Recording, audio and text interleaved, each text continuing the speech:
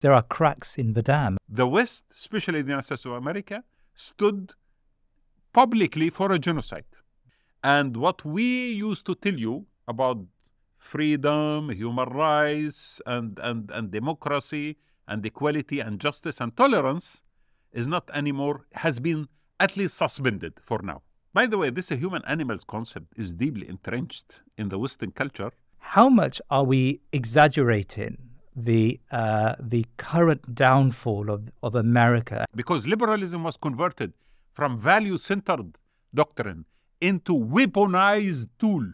Does there need to be a fundamental shift in the power of America in the world in order for Israel to be more isolated? Americans could not understand the soul, neither the spirit or the mind of the Islamic world. Gaza has been described as a graveyard of children, but it also represents a graveyard for the liberal world order.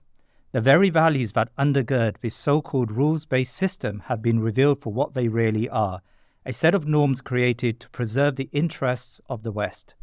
Their unrepentant support for the worst crimes of Israel, the brutality of indiscriminate bombings, the targeting of civilian infrastructure, the carpet bombings of entire neighbourhoods, and the use of the most wicked weaponry without even the slightest murmur from the Western capitals have consolidated a new consciousness. Violence has never been absent under the auspices of this order. Instead, the system was created to safeguard these perpetrators from prosecution. Like the rotten empires of old, as their failures domestically and internationally mount, so too does the duplicity with which they act. This is not an abdication of liberalism. This is in fact consistent with the very program this ideology has to offer. My guest today argues that in many ways this is a coming of age for many, including much of what is called the global south. Wadah Khanfar is the president of Sharq Forum and Common Action Forum, an independent network dedicated to developing long-term strategies for political development, social justice and economic prosperity of the people of the Middle East. He is, however, best known for his tenure at Jazeera, where he served as Director General from 2003 to 2011. Wadah Khanfar, assalamu alaikum wa rahmatullah, and it's a pleasure to have you with us on the Thinking Wa Muslim. alaikum assalam. Thank you very much for having me. Well, it's wonderful to have you with us. Now, we are speaking 43 days into what can only be described as a slaughter in Gaza. What does the silence, if not the acquiescence of the West, tell us about the so-called rules-based order? This is a station after many other stations before it. So in order to contextualize the current moment, you would look at the challenge to the Western-centric hegemony during the last 2 decades, where consistently we have seen balance of power shifting from the West to the East. And technically speaking, when that happens, the hegemons, international hegemons, especially the United States of America in this case, becomes very anxious, and eventually they start trying to stop the decline. And they make a lot of mistakes during this phase. So now we are going into basically not order, disorder. The vacuum generated in this transformation and the anxiety attached to it. In the case of anxiety, what happens to you? You start losing focus. Initially, the Western world promised us great values of liberalism that were derived from 300 years of philosophical, intellectual discipline created by great philosophers of enlightenment. But when you are moving towards decline, what happens, you start actually behaving not in consistency with your values. So today, the West is much more naked than any other moment. And this is actually a result of 3 major landmarks that happened during the last 5 years. The first one was Corona. When Corona happened, one of the most important pillars of the Western view of the world was called globalism. If you remember, globalization of economy, free trade, and so on. Definitely, Corona did attack that concept and weakened it, because the Western world did not actually live up to the ideal of globalization. And slowly we found that everyone is trying to close up his borders and to protect the economy against the principles of free trade. The second one was the war on Ukraine.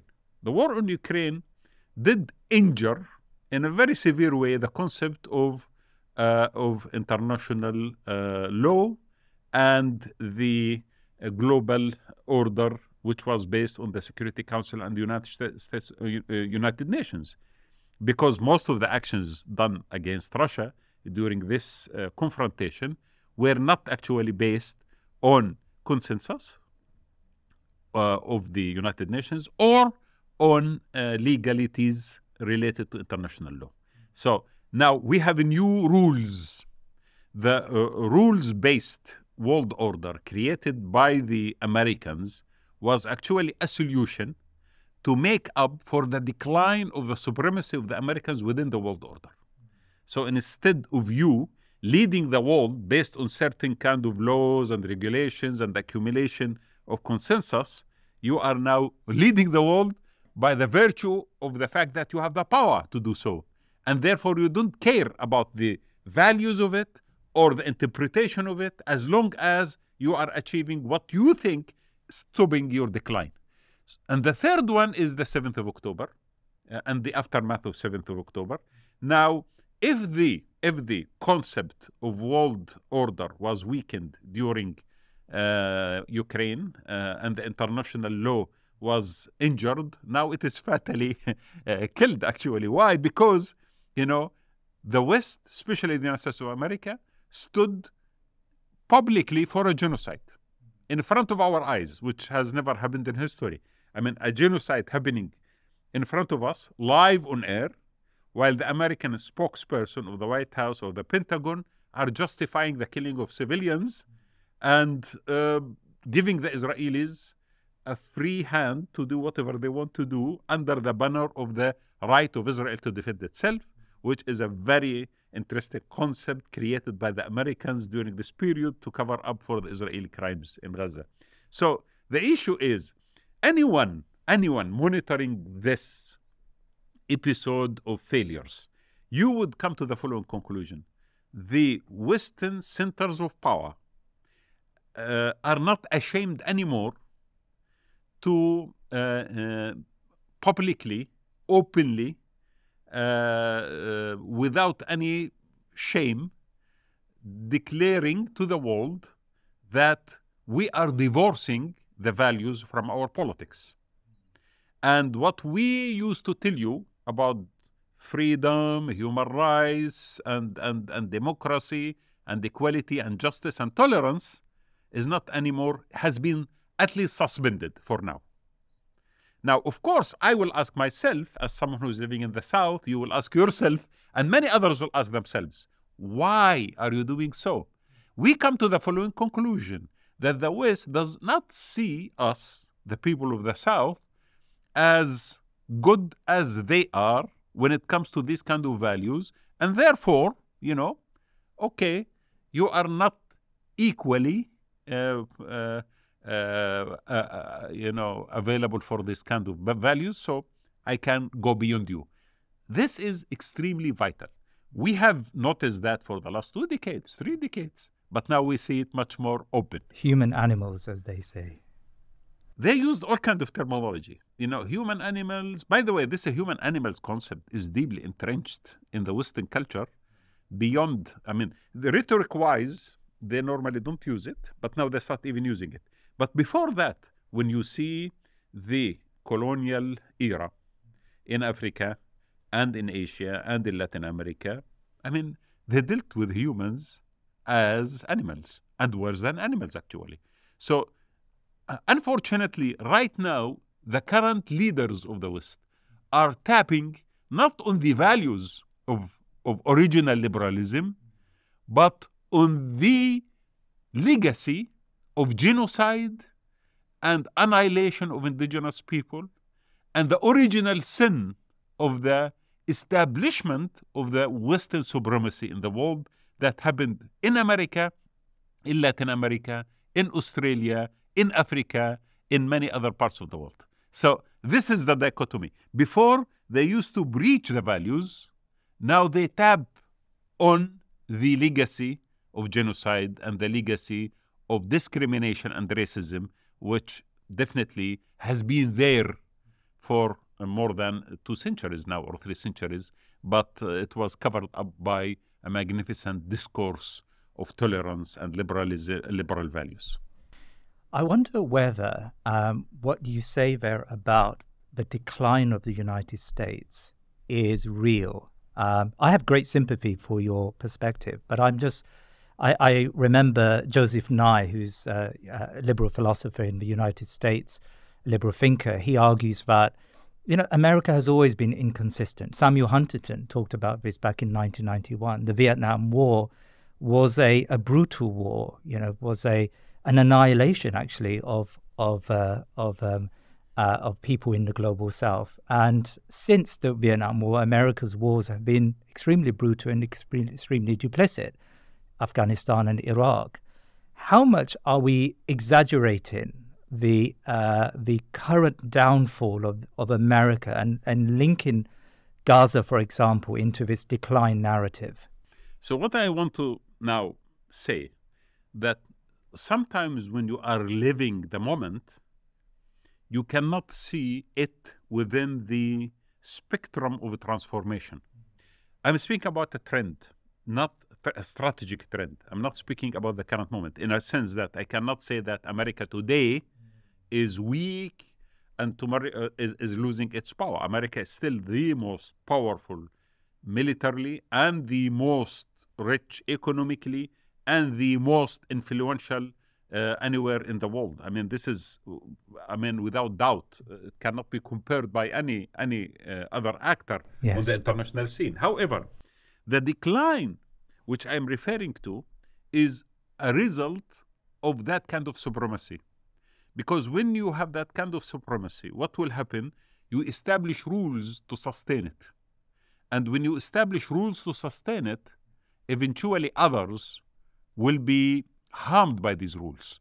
And then they will start trying to figure out a way to break away from the system that you established to keep your hegemony intact. And I think that was the case. The Soviet Union tried, but it couldn't do it. But now, after the collapse of the Soviet Union and the feeling of the Americans that history has been on our side and we have won the final battle, that led to supremacy, which, in my opinion, created huge weakness. They started to be blind to the fact that nations and civilizations and other groups of people across the world have different aspirations, and there are now different tools to express these kind of aspirations. Yes. We are much more connected. We are much more capable of expressing our views. We are much more capable of crafting our new narrative that we did not have that ability 20, 30 years ago, thanks to the communication revolution and so on. So slowly, they are not aware because the model was built on military supremacy to a large extent. And this reminds me of the Roman model. Romans did control the world to a large extent. That was the biggest, empire. The Mediterranean, North Africa, and most of Europe was controlled by the Romans. The backbone of the Roman Empire was the military supremacy. And that military supremacy, with time, started to fail to create a proper paradigm of control for new nations that have been incorporated in the empire. And this is why they tried to save it by introducing a new religion, for example, during Constantine. But that also, again, was fired back because they tried to modify that religion to suit the empire. So the might of the empire controlled everything. In my opinion, the Americans are going through this phase of losing touch with the world because of the supremacy that they have and their systematic failure to understand what's happening around them, including the Islamic world. I argue that the Americans, for the last 30 years, have misunderstood and must foresee and forecast events in the Islamic world consistently and to a large extent always. They have been surprised by the Arab Spring. Before that, they were surprised by 11 September. They were surprised by the results of the war in Iraq, because Americans could not understand the soul, neither the spirit or the mind of the Islamic world. And superficially and in a linear way, they thought they could, subjugate this region. Yes. But they couldn't do that. And they failed systematically. And this because they are so much entrenched around their power that is blinding them that the margin or the weak could have their own spirit, their own mind, and their own tactics and the strategies that the center cannot absorb, and therefore the center will fail always in its encounter with the margin. So you talk about the ignorance of the Americans towards the Muslim world. It seems like they've returned to that, if they ever left it, they returned to that Cold War logic of propping up dictators and authoritarians to keep a lid on the Ummah. Do you think that logic is bound to fail? It has failed. I mean, we have gone through this logic for 100 years now. From 1917 until today, 106 years, we have gone through a new formation in the Arab world, in the Muslim world, when a new concept of nation-state was established and introduced to us by the Western colonialism, at the beginning, the British and the French, then later on by the Americans, as the solution for our development and the solution for us becoming modern and becoming progressive and becoming moderate. Right. And that did not work. Our nation states of today are a huge failure. Economically, we couldn't establish that magnificent prosperity that we were promised. Politically, we couldn't establish legitimacy with our nations, between the leaders and nations. We could not establish democracy as it's supposed to be. We could not establish even any imagination for a future, because now we have dead ends almost everywhere. And the new generation doesn't understand what kind of future are going to have. Simply because there was an attack against the DNA of this region. And whatever formation you are going to make, whatever regional structure or even national structure you are going to establish, established on wrong foundations. Why I'm saying so? This region is historically very much entrenched in the concept of collectiveness. And the Western culture, which came to preach to us the prosperity and liberty and democracy, is very much entrenched in individualism and in pragmatism and realism. So that did not match. And the prescription to the Islamic world, and actually to many other nations like Africa as well, did not match the accumulation of memory, heritage, culture, religion, and richness of history that these nations have. So this is why we have failure systematically in most of the formations, the states, nation states, or territorial entities created by Western mind and systems created by Western mind. Unfortunately, this is why today, after 100 years, we can say that we are going through major failure, especially in the Arab world, where we have either civil wars or we have, countries on the brink of collapse economically. Can I ask you, just to expand on that point, do you think that the Arab and Muslim nation states are in fact imagined communities as is described? And if so, has Gaza in a way unveiled the very fact that we see ourselves as part of a global ummah rather than as parochial nation states? There was a discussion in the West a few months back. It was on social media about how English and American men, they think 3 or 4 times a day about the Roman Empire. Do you think about the Abbasid and the Ottoman empires as more viable models to these nation states? So let me say the following. At the beginning, I would like to argue that the collectiveness that we have in the Islamic world was not only an emotional feeling of brotherhood amongst people who follow the same religion.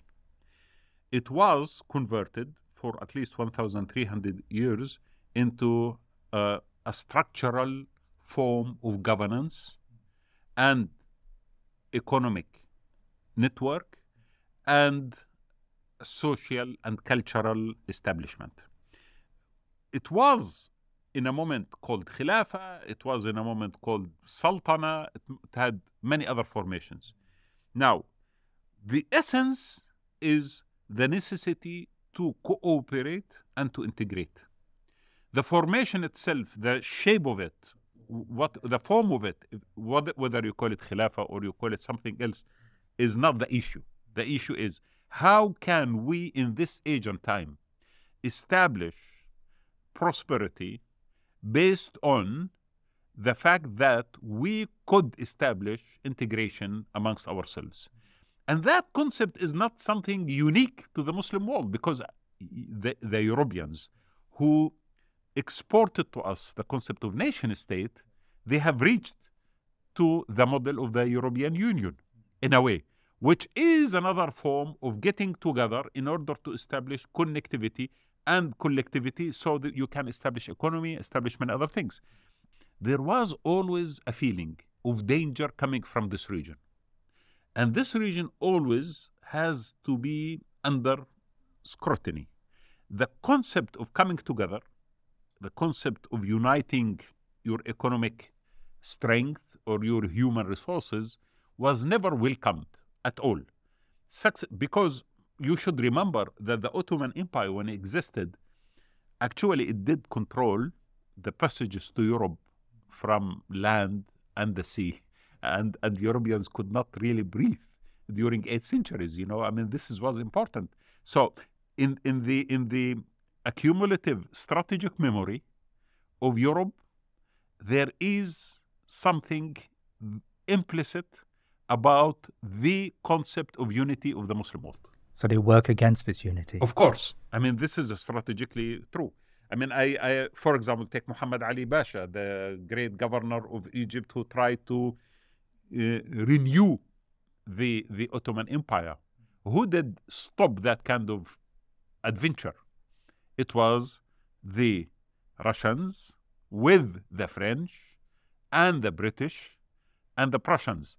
And basically, these countries did not agree on a lot of things, and they have been at war with each other. But on this particular matter, on what was called at that time the Oriental question, there was an agreement that a weak Khilafah, a weak empire like the Ottoman Empire, is much more important than a strong one that could start controlling the passages between the West and the East, especially between India and Britain, between the North and the South, means between Russia and the Mediterranean, and therefore, no, we have a veto on renewing this empire. Keep it weak.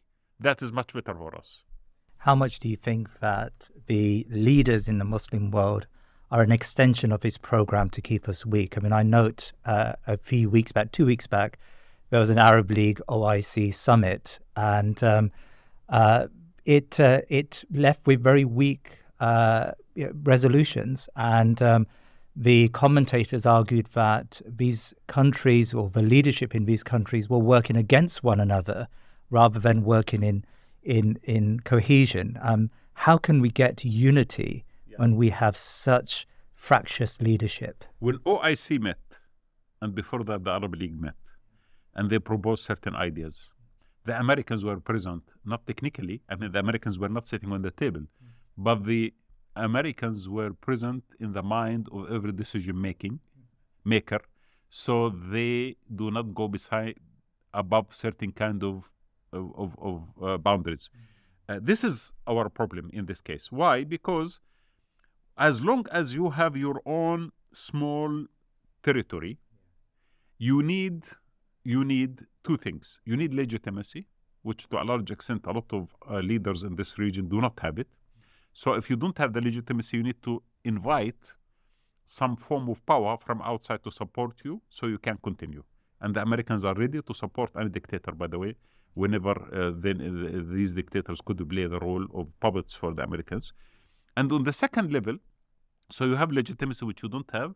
And on the other level as well, you have a lot of weaknesses associated with the concept of so-called nation state, which I argue that most of our countries are not nation states anyway. They are a different creation. Yani. They have been created not as nations, because when you say nation state, you have Germany nation state, you have France nation state, but most of the legacy of the Ottoman Empire in this region are not nation states. So they are tribal entities. Some of them are created on certain boundaries to serve geopolitical interests for France or geopolitical interests for Britain.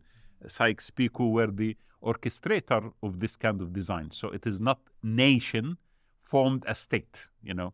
So based on the above mentioned, you would be, as a leader in any country, in a way or another, connected to the American interest, and you will observe what the Americans would like to see from you, even if the Americans do not tell you, because you know exactly the boundaries of what you could do. What is the solution?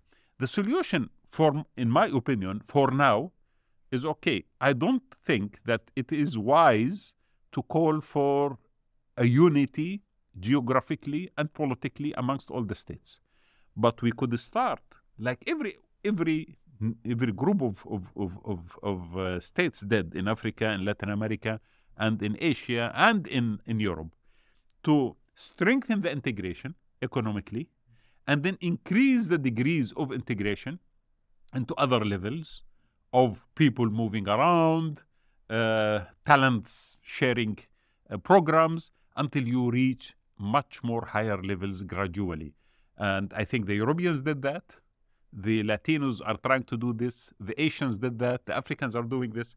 But unfortunately, this region of ours has created the OIC as a platform. But the OIC definitely is just a rhetoric forum which does not create any kind of practical projects that could establish this kind of integration. So that begs the question. I mean, the Europeans, they formed a unity after the Second World War, and there was a sincerity amongst the leaders of Europe to move in a direction, as you said, to integrate their economies and then later to integrate their politics.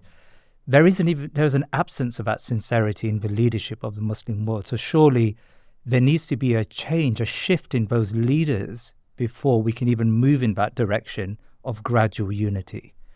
At the beginning, in 1914, when there was an interest from the British and the French in the Arab region, especially the Arabian Peninsula, to split away from the Ottoman Empire, they promised an Arab kingdom. In 1914, there was a meeting in Damascus where a lot of Arab reformists sat together and declared something called the Declaration of Damascus, which speaks about an Arab state or Arab kingdom within the natural boundaries of Arabia, you know. And the British apparently said, okay, that's a great idea. Why not? Okay, lovely. And then they start negotiating with these people to revolt against the Ottoman Empire. But when the war ended, we found that the British actually replaced that kind of promise with a new map which fragmented this region into small pieces. And these pieces that have been created in a way or another were not established on any human, demographic, principles, or even geographic principles.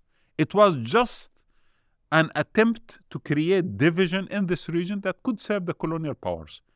And we continue to be faithful to these boundaries. Now, there is a solution: keep the boundaries, but start to reduce its impact on people, on the movement of goods, the movement of humans, and also on your policies that of integration. So we need that. Otherwise, we will continue to be weak.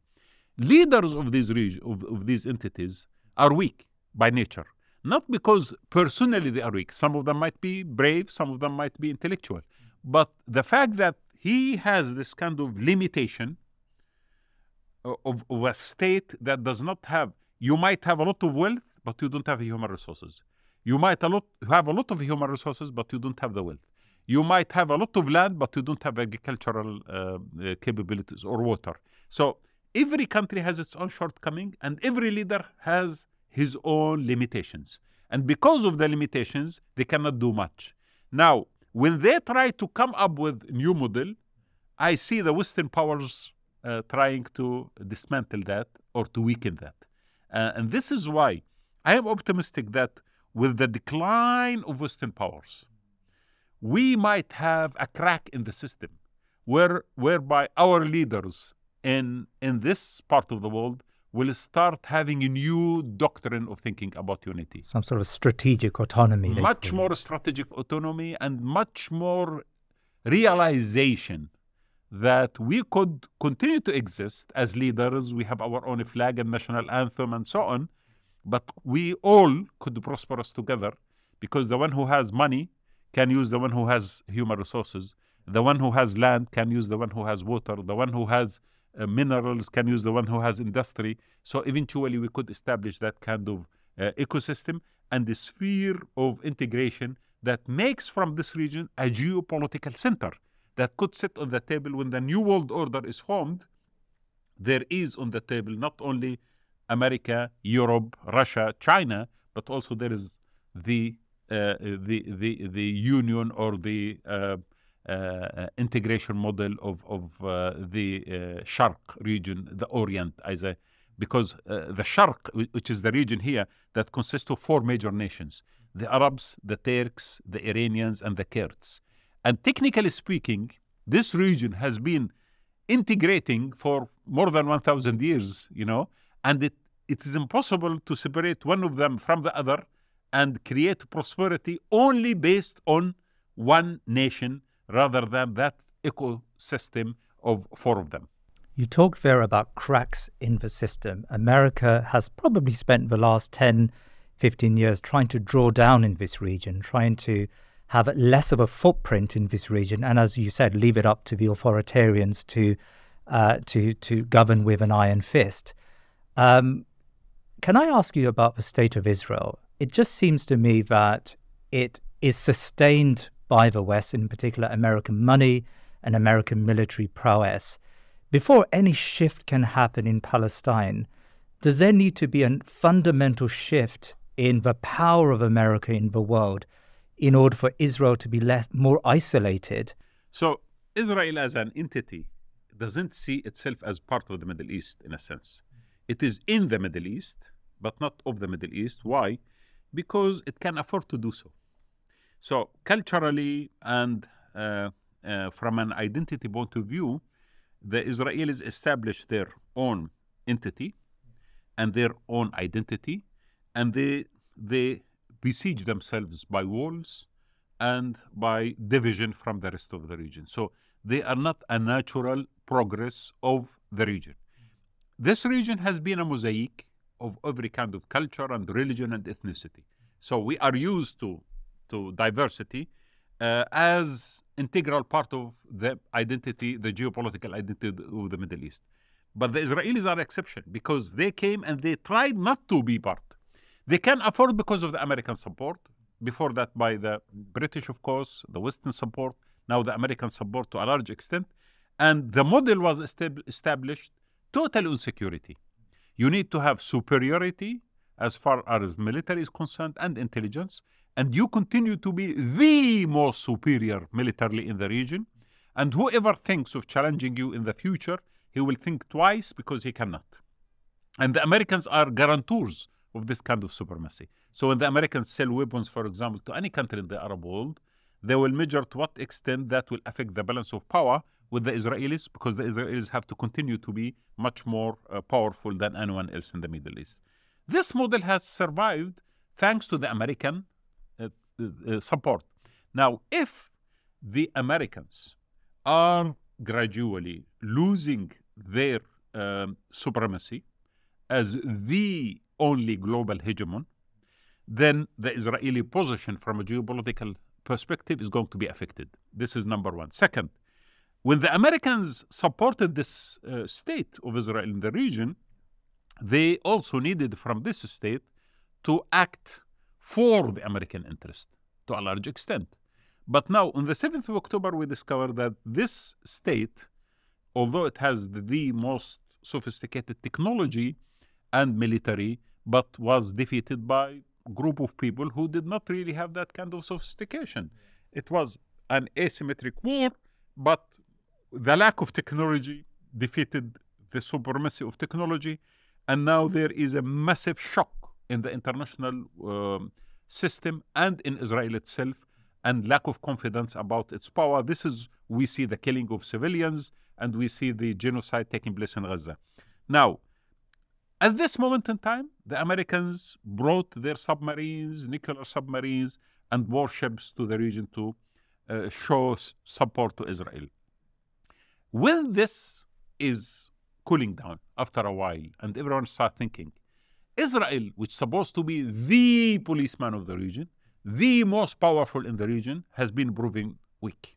This is going to have a strategic as well implication on the status of Israel.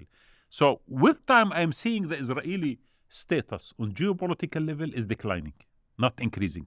The only solution for Israel in this matter is to accept to be faithfully part of this region. It means they have to accept the fact that the Palestinians are here and they cannot continue killing the Palestinians and trying to deport the Palestinians out of their land, because even if they do so, that doesn't mean the end of confrontation.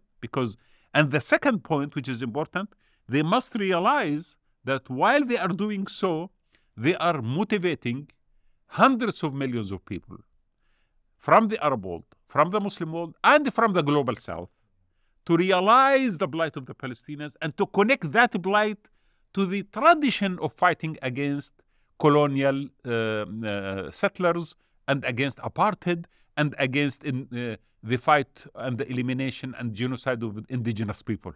So Palestine now is moving to become part of this human march towards freedom that goes deep in history, and the West has been guilty always in suppressing it and fighting against it. And this is a massive transformation. This is why when I see people in Latin America or in Africa or in Asia demonstrating for Palestine and invoking their memory of colonialism in their countries or genocides of their indigenous people, this is the right location of the Palestinian cause, a liberation movement as part of this human endeavor to create a just world far from the Western hegemonic monopoly of resources and power. So do you see the current events as a game changer in terms of a media narrative, especially in the United States? There are cracks in the dam. I mean, we've seen in the last few weeks some very positive stories towards Palestinians, but also for the first time, I remember reading a poll where there is a plurality now of young Democrats who are pro-Palestinian rather than pro-Israel. So is this a game-changing moment in your mind? The issue is, let me put it like this. For the last few decades, since the establishment of Israel in 1948 until now, until recently, the centers of power of the world were, in a way or another, defined and controlled by the state. Economic centers of power, media centers of power, and even institutional, cultural centers of power. And the global order, which was created after 1945, the Second World War, again was based on the dominance of the powers, the Americans, the Western powers, and of course the Soviet Union in certain era. Now, this institutionalized system, which easily can define what you should think, what you should say, what you have to know, has been shifting. There are huge cracks in this model. For the last at least 2 decades, the humans, the individuals, have access to knowledge much more than their ancestors. In any moment of history of the Homo sapiens, we have access to knowledge. And therefore, we have access as well to expressing our own views. And because of that, there is a shift. Centers of power try to control. The individuals and communities are trying to widen their freedom. And the contradiction between the system, the core, and the margin is increasing to a large extent. We have seen this during the last 20 years. We have seen Occupy movement. We have seen Black Matters. We have seen people in Latin America, in West Africa, fighting against French dominance. We have seen all kinds of activities happening because people could realize their power and could know what's happening behind the thick curtain of the systematic control and monopoly. This is why today the war in Gaza, although the mainstream media in the West and the official spokespersons of the Western governments have adamantly stood for Israel, try to hide facts and to spread lies, but people could see the reality. And therefore, there is a fitra, there is a natural instinct in this world, amongst Muslims, amongst the Christians, amongst other nations, other groups who rejects oppression. And they are now linking this oppression to the oppression that they experienced and the genocides committed against them. And this is why today, yes, the young people in particular are not willing to just listen to the spokespeople or to their governments or to their media institutions and take it for granted, because they see the other reality. And initially, they have developed that capability of scrutinizing and even expressing the counter opinion of the mainstream. Much of the non-Muslim global south is still motivated by socialist or leftist ideologies. Of course, we as Muslims, we believe that our politics, our economics, our social life should emanate from Islam. How much do you think we can lead the global south on an Islamic or a Muslim message? Okay, this is a very important question. Thank you very much for raising this. Let me state it as following. We Muslims have been inward looking for the last few centuries, simply because the dominance of the Western values and the rise of non-Islamic doctrines across the world has made us threatened by it, and we start looking inward and we start preaching to ourselves and developing a mode of resistance against others. But you should see that during the last at least 3-4 decades, there is a decline in the most important two doctrines that have controlled the mindset of the humanity. Liberalism, as I have described earlier, which is slowly losing its value because liberalism was converted from value-centered doctrine into weaponized tool of the Western powers against others. So when I say I want to become a Democrat, they say, oh, no, sorry, you cannot. Why? Because you are Muslim. Oh, thank you very much. We had elections 2006 in Gaza, in Palestine, for example, and it was fair election, but it was rejected by the West. And this is why we see the results of the situation here. So we had that everywhere. Liberalism has become a tool in the hand of centers of power. And this is why it has lost value. And when you lose value, it's a matter of time that you are out of the game. Because nations, people, humanity looks for values initially. We go back to the twin sister of liberalism, which is socialism. And the values also were hijacked by the Soviet Union, weaponized in a utilitarian ideology, and that led to its weakness. Now, if the Western two major paradigms have been weakened, what are you scared of? We Muslims have a reservoir of ideals and values spring from our culture, from our history, from our Quran, from the Prophet Muhammad, peace be upon him. And we have read in this Quran a verse that says that, "O Muhammad, I have sent you as not but as mercy for humanity." Can you please explain to me in a modern terminology what does this ayah mean?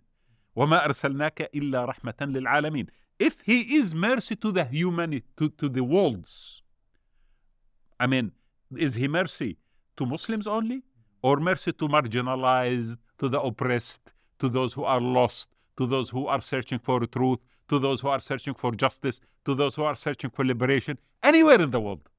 So there is an integral part of our Islamic paradigm has been, to a large extent, ignored during the last few, maybe 2 centuries, because of this crisis of us versus the powerful ideologies and powerful trends of thought. Now we need to go back and claim what is rightfully Islamic, which is the mercy for humanity. In this case, we are not scared that we will be overtaken by certain values outside this paradigm. And this paradigm, which I'm arguing, is a great global alliance with all those who searching for justice, freedom, equality, the core principles of what Islam stands for. We need now, at this moment in time, to establish this global movement of alliance between Muslims and all forces search for equality and justice across the world. And that is necessary because the West has lost its attractive, they are still attractive when it comes to many other things, like commodities, like technology, and many other things. But what kind of a human agenda do you have? During the last few years, what is the agenda of the West to the humanity? It's extremely shallow.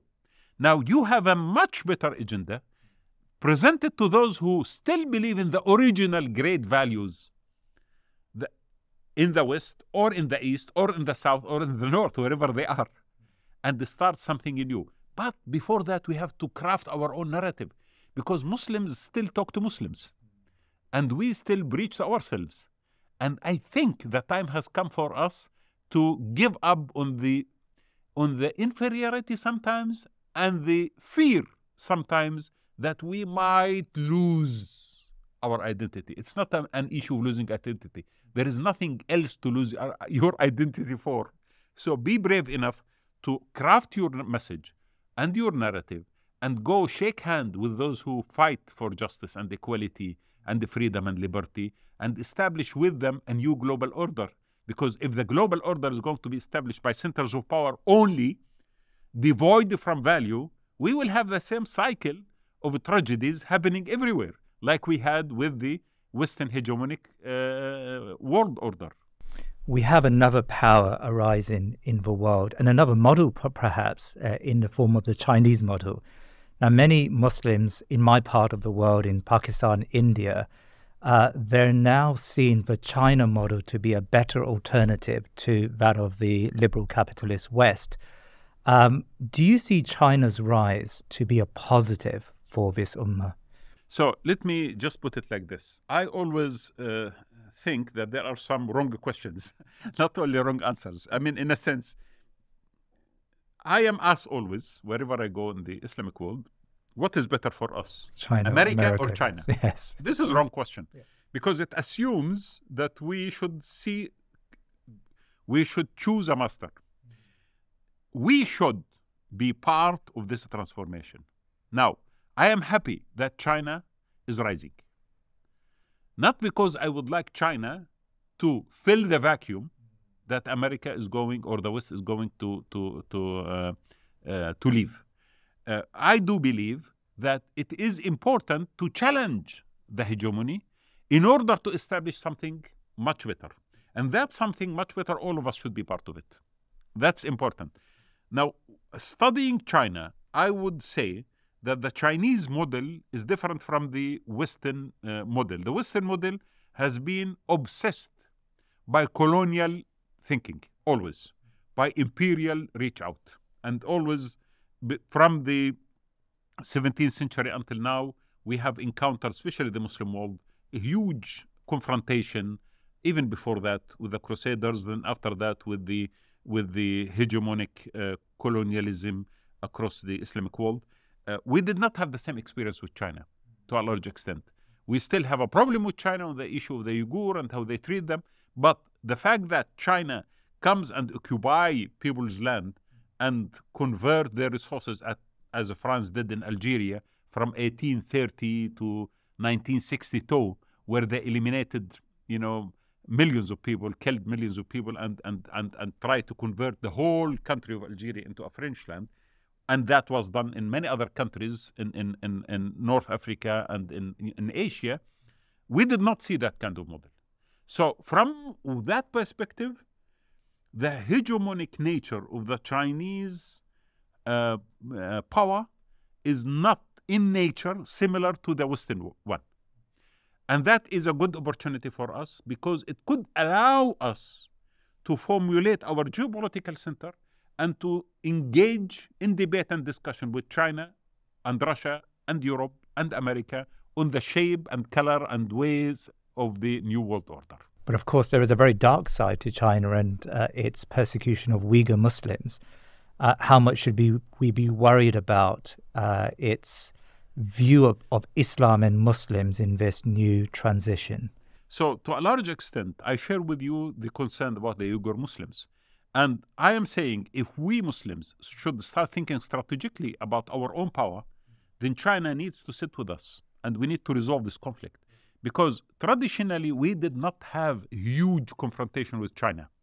And actually, China historically was very liberal, very open-minded towards Muslim communities. And I'm reading in history how Islam connected with China from the early time of the Umayyads and the Abbasids. And there are Muslim minorities in China from that time. And they did not experience a huge problem. But with the rise of the concept of hegemonic centralized power of the state, then the state becomes less tolerant towards the diversity of ethnic groups or religious groups. And this is what's happening in China now. But we Muslims could resolve this conflict by sitting with China and trying our best, because unfortunately most of the Islamic countries couldn't even condemn China for that particular situation, as you remember in the voting of the Human Rights Council. This is a problem in a way. The problem is the weakness of the Islamic center, not the fact that we are not there. A lot of people are suffering. But if it comes to geopolitical interest, China is in need of a friendship with the Muslim world. You should not undermine the fact that we are 2 billion Muslims. And we, in a way or another, the Islamic world is at the middle. It's the buffer zone between China and its sphere of influence and Europe and the West and their sphere of influence. So this is very critical geopolitical region.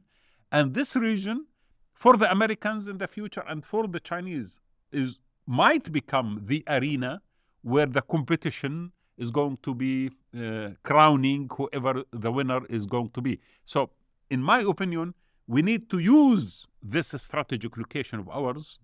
We are the ummatun wasata, as Quran describes the Muslims. We are geographically at the center.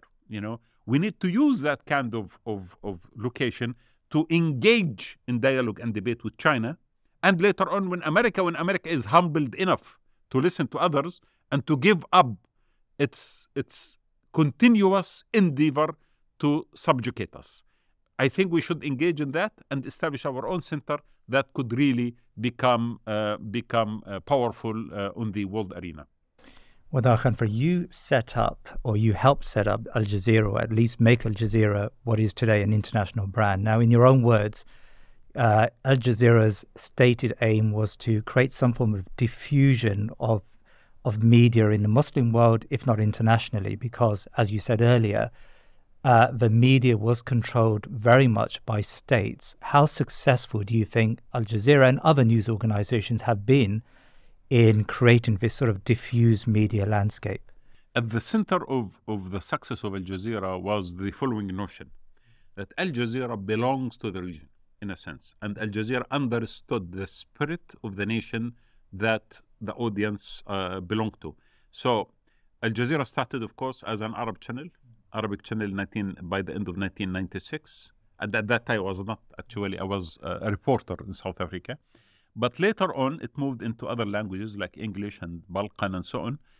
The issue is always Al Jazeera try to understand the pulse of the people and the mindset of the nations rather than just associating itself with centers of power.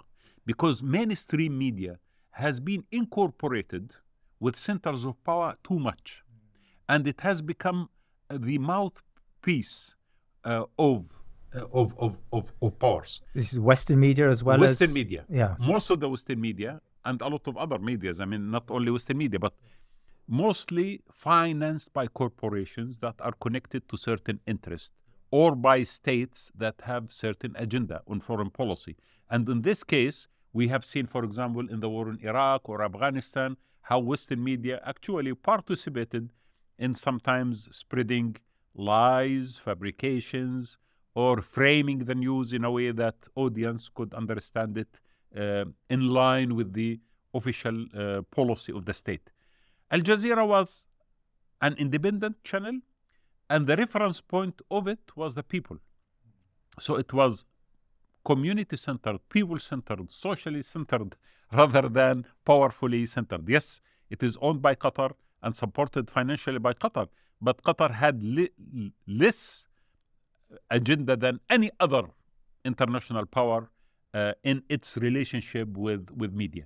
And that was their major reason for success. Freedom of journalists and the fact that we are entrenched inside the societies. Our reporters belong to these nations. They understand the mindset. They understand the hopes and the dreams and fears of these nations. They understand the accumulative memory of these nations. And therefore, they are much better able to understand events and forecast even what's going to happen because they are part of this region. Not Orientalists coming here in order or tourists in order to explore by reading few pages what's happening in a 1,000 years story, like the fight between this tribe or that tribe, or between this sect and that sect. This is historically complicated, but unfortunately, a lot of simplistic reporters come to this region and just overnight they become experts, and always they misunderstand events and they understand as well how to contextualize it or how to forecast the next phase. Do you think, how much do you buy into the argument that we're now moving away even from the Al Jazeera independent models into what is more like citizen journalism? Today, social media has enabled ordinary people in Gaza do extraordinary things and report on events that historically, you know, these events would have been blacked out by global media. That started actually by the beginning of maybe 2000, 2002, 2005, and reached its peak in our region, for example, during the Arab Spring. Because if you remember, the Arab Spring was a result of group of people educated and had access to internet. At that time, the Facebook was actually the most important platform of social media, and people exchanged thoughts and ideas and developed their own action plan. And that led to the Arab Spring. Now, since then, a lot of things have changed. One of them is the fragmentation of social media. Social media has given us a great opportunity to reach directly to the source of news, but also has increased the level of fragmentation in the way that we could understand, contextualize the depth of events. And this is why I argued that mainstream media or established media organizations and media platforms should become much more deep in two important issues: contextualizing the news and creating from the news a pattern that audience could fit in their mind so they may understand reality. Because social media might not do this, you know. So there is a space for mainstream media, which I think should be reformed and concentrated. We should not be competing with social media. And there is a sphere for social media, we could as well integrate with and use in order to get much better resources and much better knowledge of what's happening on the ground. Each one of these institutions has its own power, strength, and also weaknesses. But if you bring them together and create, I said one day, from newsrooms, we need to have think tanks, because the journalists and editors and producers should become much better thinkers. They need to have historical knowledge of events, contextualized knowledge of events, much better forecasting knowledge, and the social media could become one of their major source of input to do that mission. Do you think the Arab Spring is over, or do you foresee more changes in the Muslim world? So let me say, 7th of October has created huge energy in the Islamic world and in the South. This energy is there. There is a lot of anger, there is a lot of frustration, there is a lot of feeling of helplessness sometimes when you watch the massacres and you can't do this. History is important for us to look at this. Always when there was some form of feeling of anger and frustration and lack of ways to express and to act based on what you feel and understand, always there is a transformation of this energy into a new form. So sometimes negative. It brings you Al-Qaeda, brings you Daesh, brings you ISIS, brings you other groups as a rejection of certain issues, and sometimes in a form of Arab Spring, and sometimes in a form of demand for a new paradigm of thinking and internal contemplation of old ideas and thoughts. This current incident is one of the biggest incidents that our generation has gone through from 7th of October until now. And I think the energy created in the hearts and minds of men and women of the region, the Islamic world, and also internationally, needs to be channeled in the right direction. And this is why I call for this global movement of an alliance for values. And then we can really start moving beyond reaction and rejection of reality into forming the new reality. Otherwise, I'm afraid that we might encounter in the next 2-3 years something which might harm our cause as well. This is very important for us. We have seen this. It's not the first time. It has happened. We need to move away from it into something much more positive, much more practical, and also much more global. Because I think we Muslims alone cannot shape the new paradigm that the humanity should start thinking about. I could speak to you for another 2 hours, but our time is running out. I have one final question for you, and that's really about hope. Do you feel that we're living through, despite the disasters that we're witnessing in Gaza, do you think we're living through an era or a period of hope for the Muslim Ummah? So, in fact, let me explain to you the concept of hope. One of the most unique characteristics of this ummah is the fact that it is very resilient. I remember reading for a great historian, his name is Ibn al-Athir, in his magnificent book, Al-Kamil fi al-Tarikh, Al-Kamil in history. He died in the year 630. At the end of his book, when he was describing the events of 632 he passed away, but 630 was the last year in his chronology. When he was describing 630, it was the Mughals invading the eastern part of the Islamic world and committing unbelievable atrocities against Muslims and Islam. So when he wrote about that, he said, I could not write for a long time about the events of this year. But my students asked me to write down because I am a witness of history. But I was thinking to myself, how could I declare the end of Islam and Muslims? Because he thought that this is the end of Islam and the Ummah. because of the invasion of the Mughals and the genocides committed from the Mughals. And then he described the events of that day.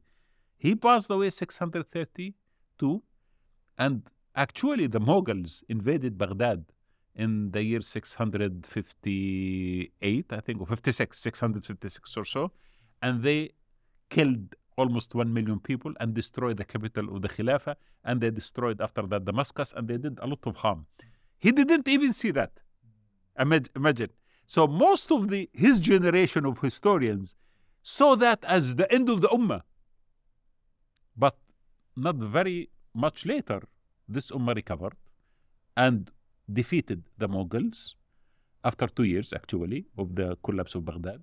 And we resumed our march towards the future. No way I can describe this Ummah but the most resilient Ummah, simply because we belong into something, which is the text that we have, An-Nas, the Quran, that always describe to us the future. And if you believe that this Quran is the book until the end of the last book to humanity, until the end of time, it means the Ummah that will carry this book will survive with it in order to connect the text to reality. So I think the concept of hope is similar to the concept of Tawheed in Islam. If you have the concept of faith, Iman, you have the concept of hope. And if you don't have the concept of Iman, you have the concept of despair. And Allah subhanahu wa ta'ala in the Quran, He actually combined both of them together. That the yes, which is to despair from the mercy of Allah subhanahu wa ta'ala, it means that you do not have faith. So hope is a branch of Tawheed. You cannot despair if you have faith. And think about it. The last thing which it might comes to my mind, always events create opportunities, although sometimes they are painful. But this is the sunnah of Allah subhanahu wa ta'ala. This is the law of existence. That this kind of, sometimes conflicts and deep stress creates opportunities. We start examining new ideas and thoughts. We start rethinking our approach to reality. We start generating new intellectuals, new solutions, new creativity. And that is, I saw it in history, always. Muslims always are capable of creating solutions to their tragedies and to their weaknesses and to their setbacks. And this is why when I look at the Palestinian issue at this moment in time, of course, like you, like everyone else, I feel extremely, sad for the killing of women, men, and children, and angry also with the Western unlimited support to the Israelis and the weakness of our governments to really stand for the people in Palestine. But always I'm thinking for myself, the result of this is going to be something else.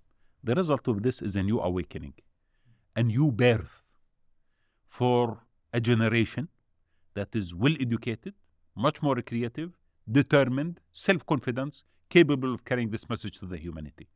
I have no doubt about this issue. And always our new birth came from actually the agony of defeat sometimes, and the agony of stress that we may go through. But despair is not in our lexicon. It should not be in our lexicon. And only hope, which is informed one, not hope in a theoretical way. Allah in the Quran, Allah subhanahu wa ta'ala said, Inna ma'al usri yusra. Surely with every hardship there is ease. Surely with every hardship there is, twice he said it. And the third one he said, surely after every hardship there is ease. So 3. For every hardship there are 3 eases. So for me this is something that will create new emergence of much mature actually approach to reality, and we will graduate from one phase into another phase, from a phase of us looking and talking to each other to a phase of us talking to the world and to our allies who we see them everywhere in the world, and we are not alone in this. And this is, in my opinion, will be the result of this awakening happening because of the 7th of October. Wadah Khanfar. It's been a fascinating discussion. Jazakallah khair for your time today. Shukran jazilan, akhi. Thank you very much. Please remember to subscribe to our social media and YouTube channels and head over to our website thinkinmuslim.com to sign up to my weekly newsletter. Jazakallah khair.